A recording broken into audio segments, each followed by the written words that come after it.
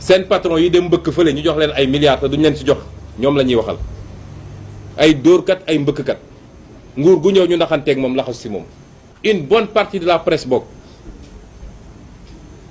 problème la ci Sénégal barki yàlla booy xool presse su Sénégal nga xool presse su Mali wala presse su Burkina da ngay rus c'est devenu un problème la ko andi nag yéen journalistes yi taxul yéen ñu wax de yéen moom ñoo bokk coono.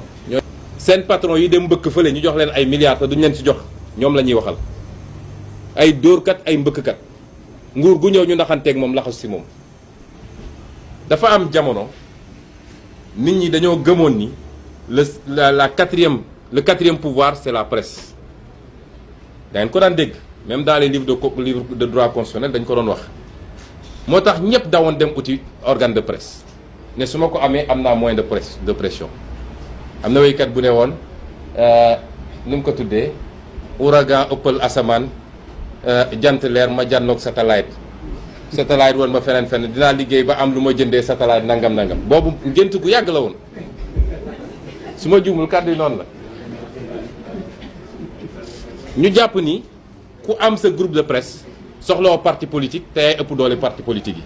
soxloo nekk président de la république te yaay ëpp doole président de la république bu ko defee mu doon moyen de pression et de chantage sur les gens